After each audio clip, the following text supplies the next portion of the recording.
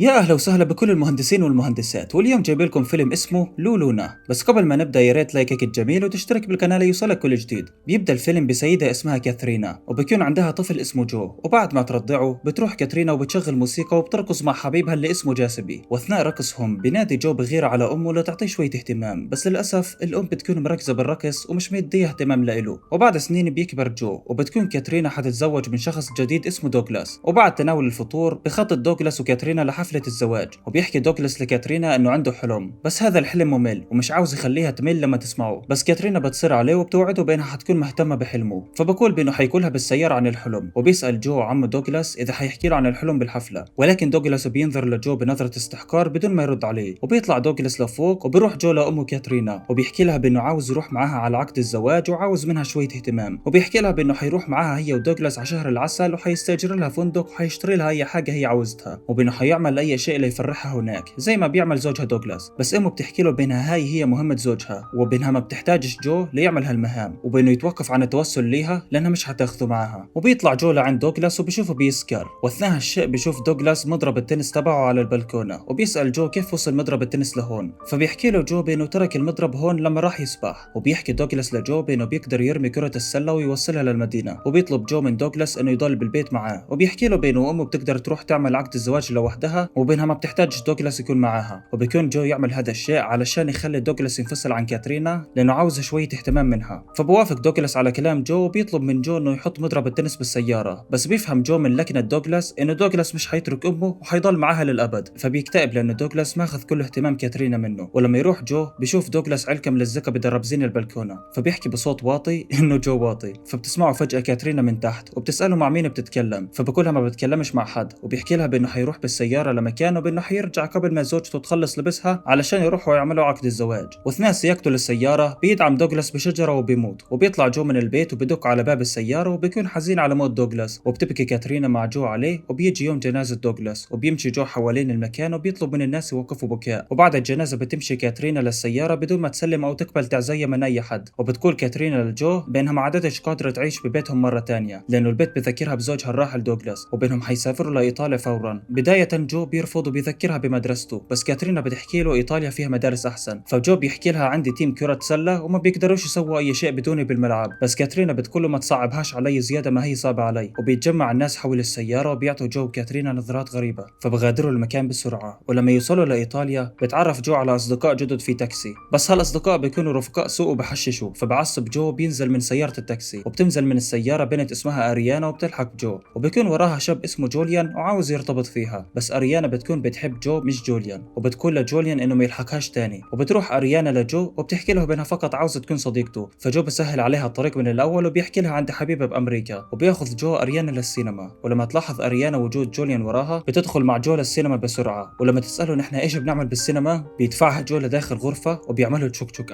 وبيدخلوا للسينما. وبيقول جو لاريانا بانه عاوز يكون بداخلها على طول. وبروح جو بعدها لحفله الاوبرا اللي بتغني فيها امه، وفجاه بشوف جو شخص غريب بغني مع امه. فبروح جو ورا المسرح. بعد انتهاء الحفله الغنائيه اصحاب كاترينا بحيوها على ادائها الممتاز، وبيحكي لها بانها صارت تغني احسن بعد موت زوجها دوغلاس. وبيجي يوم عيد ميلاد جو ال15 وبتكون كاترينا مع ابنها طول الوقت. بس لما تبعد عنه بياخذ جو اريانا ورا البيت وبيعمل معها تشوك تشوك فبتلاحظ كاترينا انه جو مفقود، وبتنصدم كاترينا لما تشوف ابنها بيظبط باريانا ورا الحيطه. وبتبدا تضرب بالحيط بغضب وهي مش عارفه ايش تعمل مع ابنها الازعر. ومن شده غضبها بتاخذ جو وبتطلعه برا الحفله ولا كانه في حفله اصلا. وبيرجعوا على البيت وبتطلب كاترينا من جو انه يولع لها سيجاره، فبتكتشف بانه بيعرف يولع سيجاره، وبهيك عرفت انه ابنها خرب على الاخر. فبيغضب جو بيتركها وبيكسر التلفزيون من العصبيه. وبعد شويه وقت بتجيب كاترينا البيانو لبيتها وبتبدا تعزف عليه، وبتسال جو ايش حلمك. فبيعزف جو على البيانو وبتقرب منه امه وبتغني له، وبتكون امه عاوزه تشوف الحنش تبعه، بس جو ما بيسمح لهاش وبيدفعها بعيد. فبتفكر امه انه ابنها جو بيخفي شيء بملابسه، وبتكافح كاترينا علشان تفتح سحاب بنطلون جو. وبالاخر بتكتشف وجود اصابات على جسده. وبروح جو بعدها على بيت وبيحشش. وبعد فتره بتروح كاترينا للبحر وبتنادي على شخص اسمه جاسبي، ولما يطلع حد من الكوخ ليرد عليها بتغادر كاترينا المكان وبتروح على البيت. وهناك بتشوف كاترينا هديه على سريرها، وبيرجع جو للبيت وبيكون مخدر. فامه بتساعده يدخل للبيت، بس للاسف بيغمى عليه. وبتجيب كاترينا دكتور ليفحصه، وبعد الفحص بينصح الدكتور امه انها تدير بالها عليها الفتره اكثر. وباليوم الثاني بتكون كاترينا تلعب رياضه، وفجاه بتدخل صاحبتها اللي اسمها جينا وبسلمن على بعض. وبعدها بتروح كاترينا لواحد من اصحاب جو اللي كان يعطيه حشيش، وبتتوسله انه ما يعطيهوش حشيش كمان كمان مرة وبتدفع له فلوس كمان. بس الولد بيحكي لها بانه ما عادش مهتم بشغل الحشيش وبانه حيرجع لبلده قريبا، وبيعطيها باكة حشيش كهدية. وبترجع كاترينا للبيت وبتقول لجو بانها مش حتعطيه فلوس من اليوم وطالع، بس جو بيحكي لها بانه حتى لو ما اعطتوش فلوس فهو حيسرق منها. وبيحكي لها بانه باليوم بيحتاج سيجارتين علشان يشبع اذا حس بالحزن او الغضب، وبانه بمجرد ما يدخنها بيشعر بتحسن. وبيطلع جو برا الغرفة وبيكون جسمه بيهتز، وبتظن امه انه بحاجة لجرعة حشيش، فبتشفق عليه وبتعطيه الحشيش اللي اعطاه اياه صديقه جو. فبياخذها جو فورا وبيسقط على الارض من التعب. ولما يصحى جو من النوم بيلتقي بصديقة امه اللي اسمها مارينا. وبنفس الوقت بنشوف كاترينا لما راحت وزارت رجل كبير بالسن وبتحاول تتكلم معاه ولكنه ما بردش. وبعدها بتشوف جو قريب على البيت فبتحضنه لانه نجا من الحقنة اللي اخذها، وبتاخذه طشه حوالين المدينة وبتاخذه للبيت اللي اول مرة باست فيه ابوه واللي بيكون بيتهم اساسا، وبتكون مسميته بيت فيردي. وبتحكي كاترينا لجو بانه هذا هو البيت اللي عاشت فيه مع حبيبها. وبعدها بتسوق كاترينا السيارة بقوة وعجلة فبينفجر العجل وكانوا على وشك يعملوا حادث. فبعصب جو لانه امه كانت على وشك تقتلهم. ولما تبدل كاترينا الاطار المنفجر بيسوق جو سيارة امه وبيتركها وراه. فبقابل كاترينا عابر سبيل اسمه كاسترو وبيعطيها توصيله، وبروح الاثنين لبار وهناك بتلمس الزلمه وبتحسس عليه على الرغم من انها عارفه انه جو بنفس المكان. وبعد ما يروح كاسترو بتقول كاترينا لجو بانها عملت هذا الشيء علشان ترد جميل كاسترو، وبتبدا تحسس على جو وبتبوسه. ولما تحكي له انها بتحبه بصرخ بوشها وبيحكي لها انها كذابه. وبتحكي له امه بعدها بانها كانت تحاول تحكي له عن ابوه الحقيقي بس ما قدرتش لانه ما كانش في فرصه لتحكي له، وبانها اخذته لبيتهم القديم على امل انه حالته تتحسن. وباليوم الثاني بتحط كاترينا ابنها جو على باب المدرسه، وهناك بيكون حبيب كاترينا وزوجها الاول جاسبي واللي بيكون ابوه لجو بدرس فيها. فبينضم جو للطلاب، وبعد الصف بيلحق جو جاسبي وبيساله اذا بيتذكر اذا كان عنده ولد او لا. فبيحكي له جاسبي بانه ابنه كان يتعاطى كثير وبانه مات نتيجه لجرعه زائده، وبيطلب جاسبي من جو انه يغادر. فبيروح جو لعند امه اللي بتتجهز لحفله اوبرا وبتحضره امه وبنظفوا وجوه بعض. ولما يسال جو امه ايش اللي وقف حب كاترينا لابوه جاسبي بتحكي له بانه جاسبي كرهها هي وصوتها. واثناء عرض الحفله بيجي جاسبي من ورا كاترينا وبيسالها اذا ابنهم ميت او لا، بس بتحكي له لا وبتاشر له على جو. فبروح جاسبي لعند جو بيضربه كف على وشه، وبعدها الاثنين بيقعدوا على المدرج وبيستمتعوا بحفله الاوبرا بتاعه كاترينا. ولهنا بيخلص ملخص هذا الفيلم الغريب. لو عجبك الفيديو اترك لايك، اشترك بالقناه وفعل زر الجرس ليوصلك كل ملخص جديد من القناه، واشوفكم على خير بالملخصات الجايه ان شاء الله.